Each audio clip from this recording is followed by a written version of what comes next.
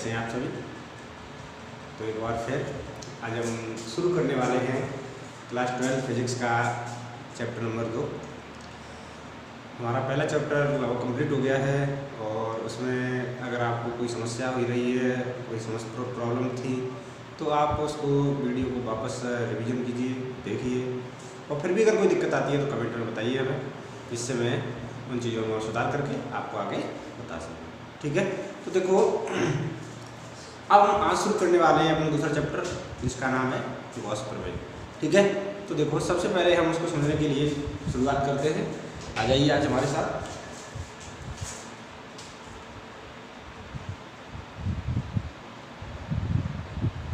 Gauss प्रमेय।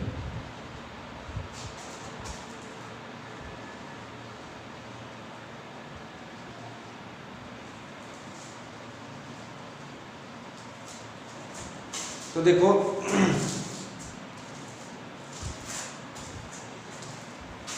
इसमें हम शुरू करने से पहले जो पहला टॉपिक, पहला पॉइंट जो है वो बताएंगे आपको। तो सबसे पहले हम आपको बताते हैं, देखो गॉस प्रमेय, गॉस ने एक प्रमेय जो दी है, इसका क्या काम है, ये क्या करती है।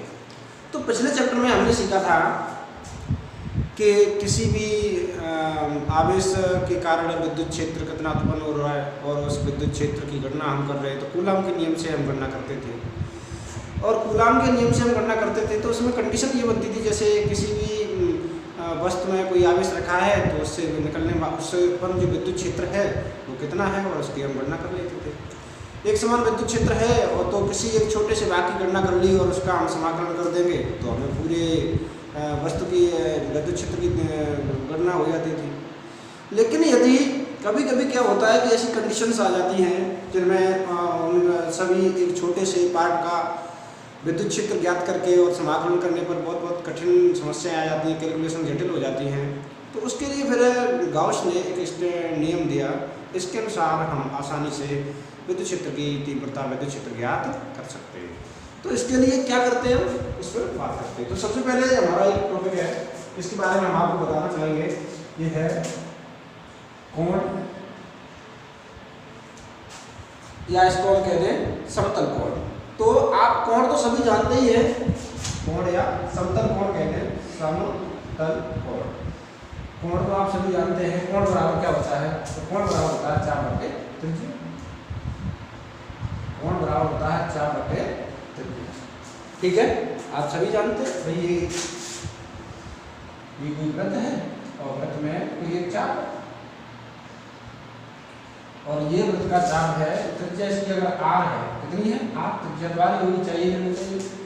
और मान लो ये चाप जो है वो s है, कितना है, s। तो कोण ये जो कोण है थीटा, ये कितना होगा, थीटा बराबर हो जाएगा, थीटा बराबर क्या हो जाएगा, s/r। क्या हो जाएगा, s/r। हम ये कहें ये बहुत छोटा कोण है, बहुत ही छोटा कोण है, ds। तो कोण, जब ये चाप छोटा होगा तो कोण भी कैसा होगा, छोटा होगा। यदि हम ये कहें हम बहुत सूक्ष्म कोण ले रहे हैं, बहुत ही छोटा कोण ले रहे हैं, बहुत ही छोटा, ये चाप बहुत ही कम दूरी ले रहे हैं, ds दूरी ले रहे हैं, कितनी ले रहे हैं, ds दूरी। तो कम दूरी के लिए फिर कोण भी कितना होगा, कम होगा, इसको हम कहते हैं d थीटा होगा, कितना होगा, d थीटा। तो हम लिखेंगे d थीटा बराबर क्या हो जाएगा, ds/r। इतनी बात समझ में आई। देखो हमने क्या किया, हम जानते हैं कोण बराबर होता है 4/3 और थीटा बराबर होता है s/r। भाई कोण चाप कितना, s त्रिज्या कितनी है, r। हमने ये कहा कि हम एक बहुत ही छोटा सा हम चाप ले रहे हैं, अल्प चाप। तो अल्प चाप जिसकी लंबाई कितनी है, ds। तो जब चाप जितना कम होगा, भाई जी कोण जितना कम होगा अल्प में चाप भी कम होगा, कोण बड़ा होगा चाप बड़ा होगा, या यूं कह ले हम चाप बड़ा होगा तो कोण बड़ा होगा, और चाप छोटा है तो कोण भी छोटा होगा। तो वही सेम कंडीशन, तो हमने क्या किया, d थीटा बराबर ds/r। ठीक है, ये हमने ज्ञात किया एक छोटा सा अल्पांश। क्या ज्ञात किया, एक अल्पांश।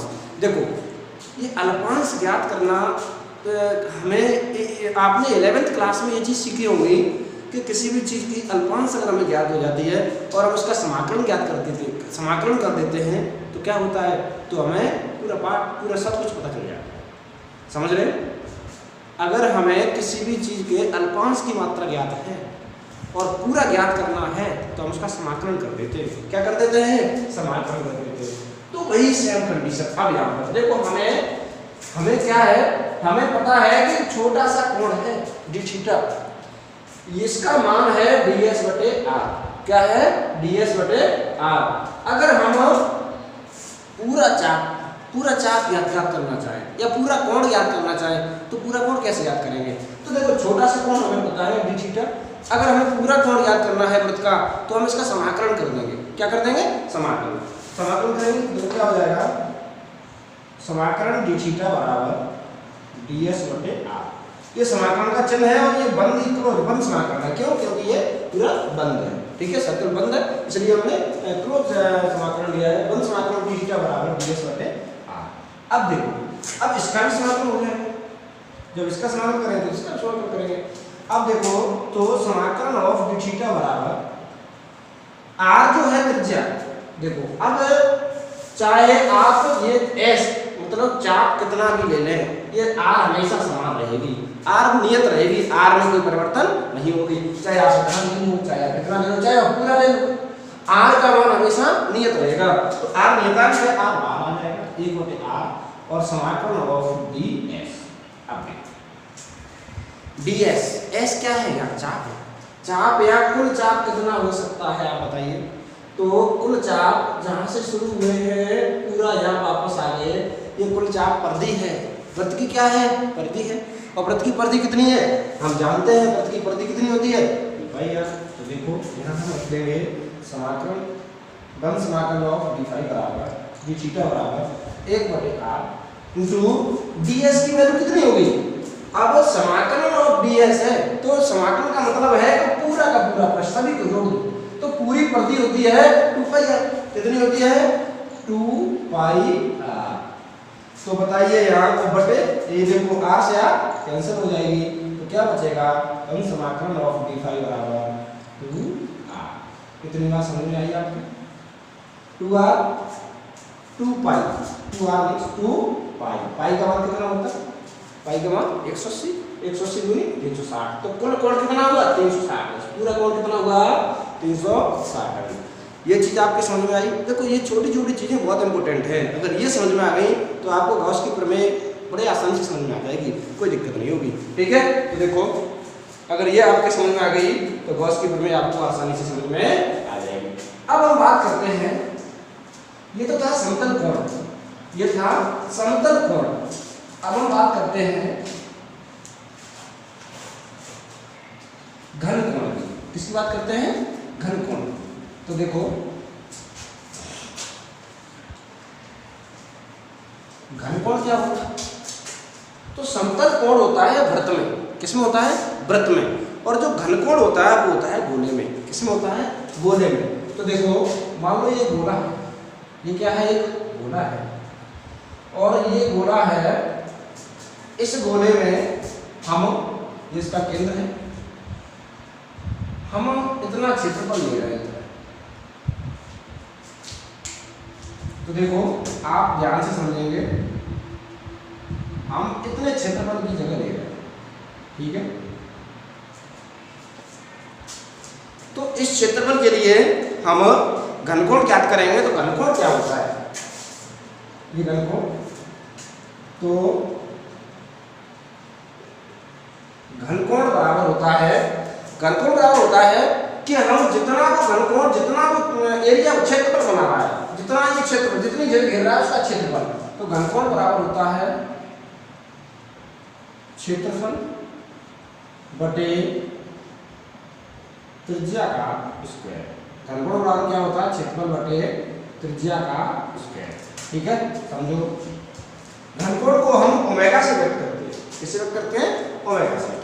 तो लिख देंगे ओमेगा बराबर क्षेत्रफल। इस एरिया का कितना क्षेत्रफल है? इस एरिया का, इस एरिया का क्षेत्रफल। मान लो इसका क्षेत्रफल हमने ए मान लिया। कितना मान लिया? ए। त्रिज्या इसकी अगर हमने r मानी, r ये ओमेगा है, तो क्या हो जाएगा ए बटे आर स्क्वायर। इतनी बात क्लियर हुई। देखो इसको समझने के लिए आप हम आपको डिटेल में बताते हैं। जैसे आपने एक गोल गेंद ली, एक गोल गेंद, तो गेंद में हमने कोई एक पर्टिकुलर एक क्षेत्रफल ले लिया, मान लो इतना क्षेत्रफल ले लिया, इतना ये क्षेत्रफल गेंद का। तो देखो इस गेंद का एक केंद्र होगा, केंद्र से हम अगर लाइन खींचेंगे तो ये इस तरीके से बनेंगे, शंकु आकार बन जाएगा। कैसा बन जाएगा? शंकु आकार। तो जो शंकु आकार बनेगा, जो शंकु आकार बन जाएगा इस तरीके से, तो यहाँ जो क्षेत्रफल घेरेगा कि नहीं घेरेगा? इस यहाँ से एक लाइन इधर खींचे और एक लाइन यहाँ से इधर खींचे, तो दोनों लाइन जो आएंगी इस तरीके से ऐसे आएंगे। मान लो ये गेंद है,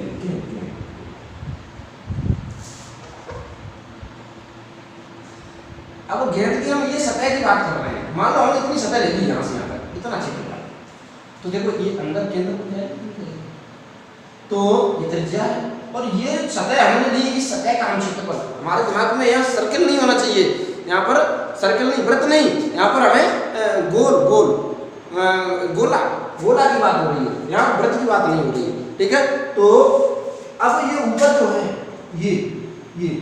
ये क्षेत्रफल जो है, इस क्षेत्रफल की बात हम कर रहे हैं। तो क्षेत्रफल और त्रिज्या, इससे हम ज्ञात कर सकते हैं ये घनकोण। क्या ज्ञात कर सकते हैं? ये घनकोण। ठीक है, तो अब देखो, तो ओमेगा बराबर ए बटे आर स्क्वायर। अब हम यहाँ बात करें तो यदि हम कोई एक सूक्ष्म छोटा सा अल्प क्षेत्रफल लें, कैसा क्षेत्रफल लें? एक अल्प क्षेत्रफल, जिसे हम कहें डी। हमने एक छोटा सा क्षेत्रफल लिया, इसको हमने कहा हम डी क्षेत्रफल ले रहे हैं। कितना ले रहे हैं? डी। तो डी क्षेत्रफल लेंगे तो जो कोण होगा वो भी देखो भाई, फिर ध्यान दो, ये क्षेत्रफल जितना होगा उसी के अनुसार कोण होगा। क्षेत्रफल कम है, कोण भी कम होगा, क्षेत्रफल अधिक है, कोण भी अधिक होगा। तो हमने माना यहाँ जो कोण है, ये क्षेत्रफल जो है बहुत कम एरिया लिया, तो कोण भी कैसा होगा? कम होगा। तो ये डी ओमेगा बराबर हो जाएगा डी ए बटे आर स्क्वायर। ये तो हो जाएगा डी ओमेगा बराबर क्या हो जाएगा? डी ए बटे आर स्क्वायर। अब यदि हम पूरा कोण ज्ञात करना चाहें तो कैसे ज्ञात करेंगे? तो देखो डी ओमेगा की जगह अगर हम इसका समाकलन ज्ञात करते हैं, समाकलन ऑफ डी ओमेगा बराबर, तो इसका समाकलन हो जाएगा समाकलन ऑफ डी ए बटे आर स्क्वायर। अब देखो इसमें जो आर है वो तो नियत है, भाई त्रिज्या तो कैसी है? नियतांक है, कांस्टेंट है। तो ये हो जाएगा समाकलन ऑफ डी ओमेगा बराबर, ये ओमेगा है डब्ल्यू, ठीक है, तो 1 बटे आर स्क्वायर और समाकलन ऑफ डी। यहाँ पर ए क्या है? यहाँ एक क्षेत्रफल है, एरिया है। तो एरिया, अब हम यहाँ बात करें कि ये इसकी वैल्यू क्या होगी, तो देखो समाकलन का मतलब होता है टोटल, कुल, ठीक है। तो अब इस गोले का कुल क्षेत्रफल कितना होगा? तो हम जानते हैं गोले का कुल क्षेत्रफल कितना होता है? 4 पाई आर स्क्वायर। कितना होता है? 4 पाई आर स्क्वायर। तो देखो हम इसको हटा देते हैं और यहाँ लिख देते हैं, तो डी ओमेगा समाकलन ऑफ डी ओमेगा बराबर क्या हो जाएगा? 1 बटे r square into 4 pi r square. तो आर स्क्वायर से आर स्क्वायर कैंसिल हो जाएगा, तो ये बचेगा समाकलन ऑफ डी ओमेगा बराबर 4 पाई। समझ में आया? ये निकल के आ गया हमारे पास क्या? ओमेगा का मान, कुल मान। देखो समाकलन हम क्यों कहते हैं वो बता देते हैं। देखो अवकलन का मतलब होता है छोटे छोटे पार्ट्सों में विभाजित करते हैं, और समाकलन का मतलब है आप एक नॉर्मल भाषा समझ लीजिए जिससे आप आसानी से कभी भी गलती ना करें और तुम्हारे दिमाग में चीज़ आ जानी चाहिए।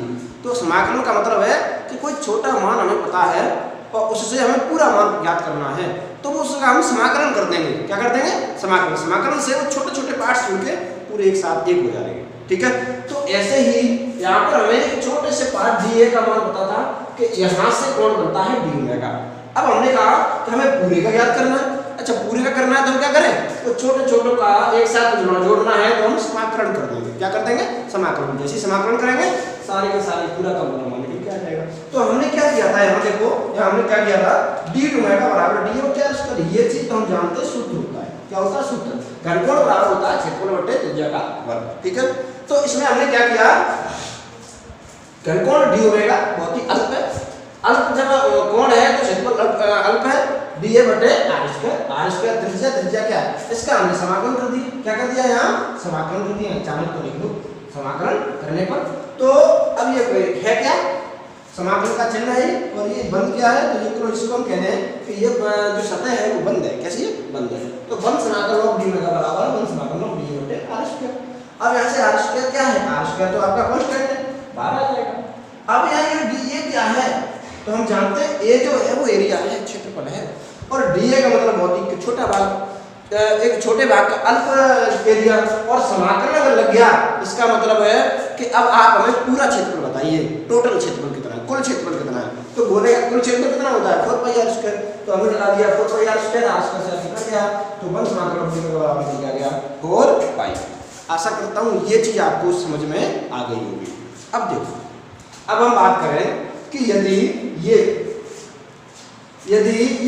जो केंद्र बिंदु है यहाँ पर यह केंद्र ना हो, अगर हम इसकी जगह कोई दूसरा बिंदु ले लें तब क्या होगा, ये तो हमारा केंद्र है। अब हमने केंद्र न लेके हमने ये बिंदु ले लिया, अब हम कैसे करें, ये दूरी r कितनी है r, और इस बिंदु पर हमें ज्ञात करना है, क्या ज्ञात करना है, इस बिंदु पर हमें ज्ञात करना है कि ये जो घनकोण है घनकोण कितना है। तो इसके लिए हम क्या करते हैं, तो देखो इसके लिए हम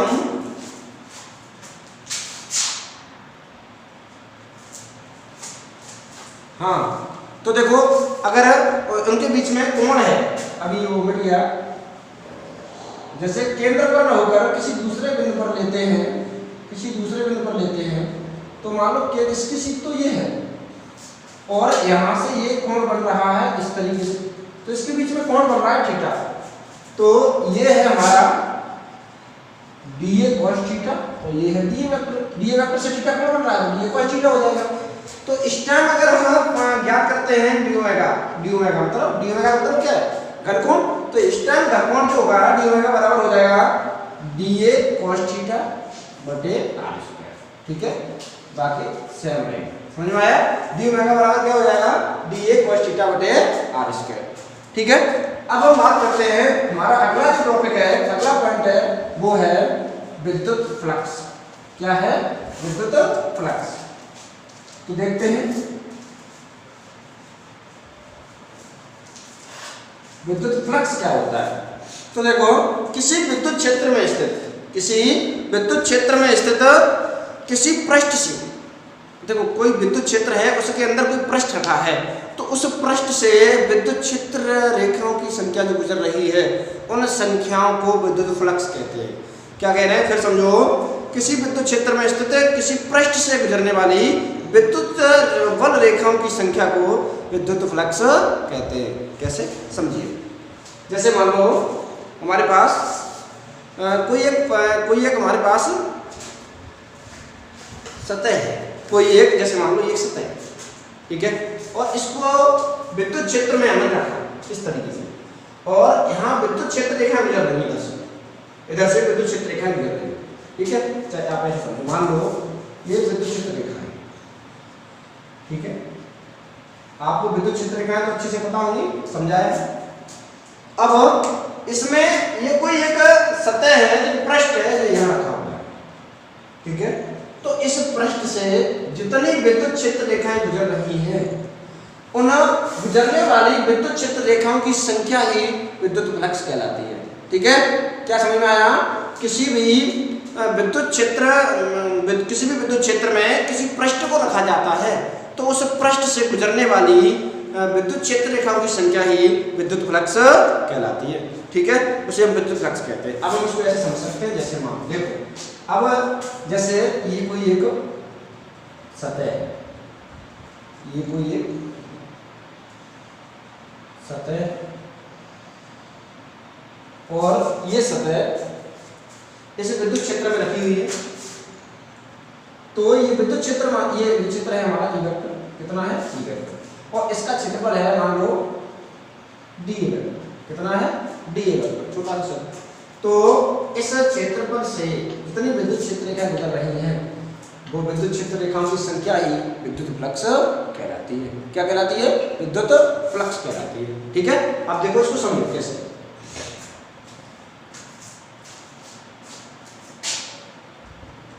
अब इसको विद्युत फ्लक्स को हम फाई ई से व्यक्त करते हैं। किससे व्यक्त करते हैं? Phi E. ठीक है, तो फाई बराबर होता है E vector dot d A vector. तो देखो फाई बराबर होता है E vector dot d A vector. अब ये ई क्या है? ई है विद्युत क्षेत्र और डी ए क्या है? तो डी ए है क्षेत्रफल सदिश। क्या है? क्षेत्रफल सदिश। ई क्या है? ये आप जानते हैं विद्युत क्षेत्र। डी ए क्या है? डी ए है क्षेत्रफल सदिश। ये क्षेत्रफल सदिश क्या होता है वो मैं आपको बताता हूं। क्षेत्रफल सदिश क्या होता है वो मैं आपको बताता हूं। तो देखो ये एक पृष्ठ है और मान लो इस पृष्ठ का क्षेत्रफल है ए। कितना है? ए। इस पृष्ठ का क्षेत्रफल ए है तो इसका क्षेत्रफल सदिश की अगर ज्ञात करना है तो इस पृष्ठ के लंबवत एक रेखा खींचेंगे। क्या खींचेंगे? लंबवत एक रेखा। इस पृष्ठ की सतह के लंबवत एक रेखा खींचेंगे और इसकी दिशा ये होगी क्षेत्रफल सदिश होगा। ये क्या होगा? क्षेत्रफल सदिश होगा। अगर इस विद्युत क्षेत्र की रेखा इधर जा रही है और इन रेखाओं में अगर ये पृष्ठ इस तरीके से रखा है, इस तरीके से, तो इसका क्षेत्रफल सदिश किधर होगा बताओ? क्षेत्रफल सदिश का होगा ऊपर की ओर। किधर होगा? ऊपर की ओर। तो हम इसको लिख सकते हैं यहाँ ऊपर की ओर डी ए वेक्टर। ठीक है, यहां से इसको हटाएं। तो ई वेक्टर जो है वो विद्युत क्षेत्र की दिशा इधर है, क्षेत्रफल सदिश इधर है, ऊपर की ओर है। तो इनका जो बड़ा होगा, जो विद्युत फ्लक्स होगा फाई बराबर E into D, E vector into D A vector. ये फाई एक अदिश राशि है। यह एक अदिश राशि। कैसी राशि है? अदिश राशि है। अब इनका अगर गुणा करेंगे फाई बराबर हो जाएगा E D A cos theta. अगर हम इनका गुणा करेंगे, सदिश हटाएंगे तो क्या आ जाएगा? cos थीटा आ जाएगा। आपने तो 11वीं क्लास में अच्छे से पढ़े होंगे। ठीक है, अदिश गुणन होता है तो क्या होता है, सदिश गुणन होता है तो क्या होता है? तो अदिश गुणन है तो cos थीटा आ जाएगा। तो E D A cos theta. अब हम आपको यहाँ समझाते हैं कि कैसे कैसे प्रभाव पड़ता है विद्युत फ्लक्स का मान कैसे कैसे बदलता है। देखिए हम यहाँ ऐसे समझ सकते हैं, जैसे एक विद्युत क्षेत्र रेखाएं ही इधर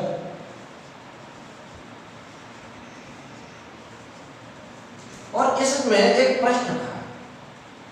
वो पृष्ठ है ऐसे इस तरीके से।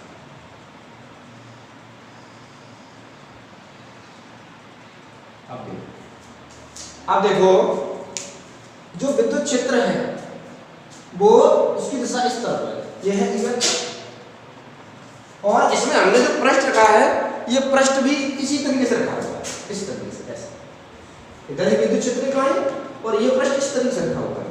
अब हमें आप ये बताओ इस पृष्ठ के इसका क्षेत्रफल सदिश ज्ञात करेंगे। इसका क्षेत्रफल मान लो हमने ए है, इसका क्षेत्रफल सदिश किधर होगा? इसी दिशा में। किधर होगा? इसी दिशा में होगा। तो हम यहाँ देखेंगे इसका जो क्षेत्रफल सदिश है वो भी इसी दिशा में होगा। कितना होगा? D A vector, E vector into D A vector.